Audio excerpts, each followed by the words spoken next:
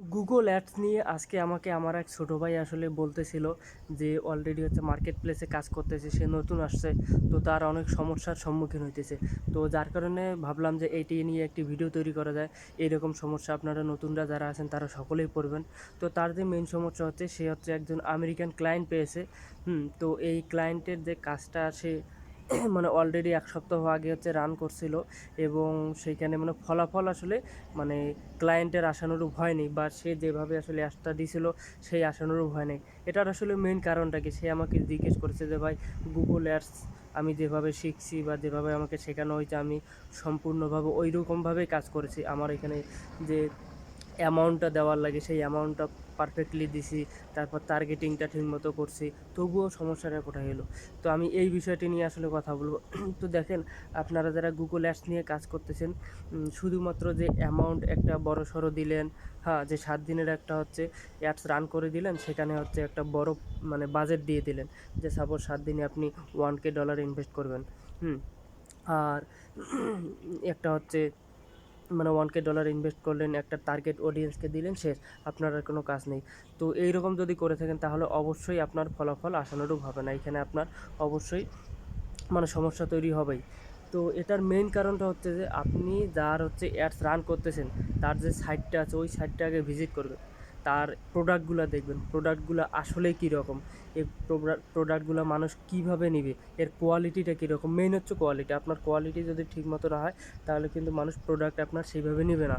যার কারণে আপনাকে কোয়ালিটিটা দেখতে হবে, যে কোয়ালিটি যদি ঠিকঠাক থাকে, এরপর ওইখানে যে হচ্ছে পিকচারগুলো আছে সেই পিকচারগুলো আসলে কতটা মানে এইচডি, মানে 100% এইচডি হইতে হবে।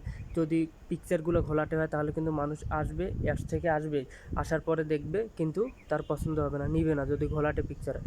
এই কারণে আপনার সর্বপ্রথম আপনার হচ্ছে যে ক্লায়েন্ট, তার হচ্ছে সাইটটিকে দেখতে হবে যে তার সাইটটা কীরকম, তার প্রোডাক্টগুলো আছে কোয়ালিটি যদি ঠিকঠাক থাকে, তার যদি হচ্ছে পিকচার কোয়ালিটি ঠিকঠাক থাকে, তাহলে আপনি কাজটা শুরু করবেন। যদি না থাকে তাহলে আপনি আপনার ক্লায়েন্টকে বলবেন যে আপনার এই জায়গাগুলো ইমপ্রুভ করতে হবে। যদি ইমপ্রুভ না করেন তাহলে যতই অ্যাডস রান করেন কাজ হবে না। তো এটা গেল একটা বিষয়। এরপর হচ্ছে আপনার অডিয়েন্সের যে বিষয়টা, আপনি অডিয়েন্স অনেকেই মানে প্রপারলি টার্গেট করে, তবুও এখানে বিভিন্ন বিষয় আসে। হ্যাঁ, এখানে আরওএস এই টাইপের যে সিস্টেমগুলো আছে এগুলো নিয়ে কাজ করতে হবে। আর এইখানে হচ্ছে আপনার অডিয়েন্সকে যখন টার্গেট করবেন সেখানে বয়স তাদের এবং ছেলে না মেয়ে কাদেরকে টার্গেট করতেছেন, লোকেশনটা এক্স্যাক্টলি দিয়ে আপনি কাজ করবেন। একবারে কোড দিয়ে, লোকেশনের যে ট্র্যাকিং কোডটা সেই কোড দিয়ে আপনারা কাজ করবেন। তো এই বিষয়গুলো যদি ঠিকঠাক রাখতে পারেন তাহলে আপনার অবশ্যই ফলাফল ভালো আসবে। আর যদি ফলাফল না হয় তাহলে দেখবেন যে আপনার সমস্যা অবশ্যই এই জায়গায় আছে। তো ক্লায়েন্টকে আমি ওই ছোটো ভাইকে রিকমেন্ড করলাম পরবর্তীতে যে আপনি আপনার ক্লায়েন্টকে হচ্ছে বলুন তার যে হচ্ছে ওয়েবসাইটটা আছে সেই ওয়েবসাইটের পিকচার কোয়ালিটি এবং প্রোডাক্ট কোয়ালিটি সবগুলো ইমপ্রুভ করতে। এই ইমপ্রুভ না করা পর্যন্ত অ্যাডসে আর মানে হাত দিয়েন না।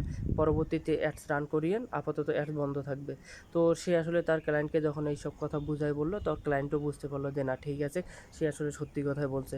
তো এরপরে তার কাজ বন্ধ আছে। এখন ওর ক্লায়েন্ট হচ্ছে যে তার ওয়েবসাইট নিয়ে কাজ করতেছে, তার প্রোডাক্ট পিকচার কোয়ালিটি নিয়ে কাজ করতেছে। এগুলো ইমপ্রুভ হলে পরবর্তীতে আবার তাকে কাজ দেবে। তো এই ছিল আজকের হচ্ছে ভিডিওটি। তো আপনারা সবাই এই বিষয়গুলো লক্ষ্য রেখে গুগল অ্যাডস নিয়ে কাজ করবেন। ফেসবুক অ্যাডসেরও সেম কাহিনি, ফেসবুক অ্যাডসও এইভাবে আপনারা কাজ করবেন। তো ঠিক আছে, সকলকে অসংখ্য ধন্যবাদ।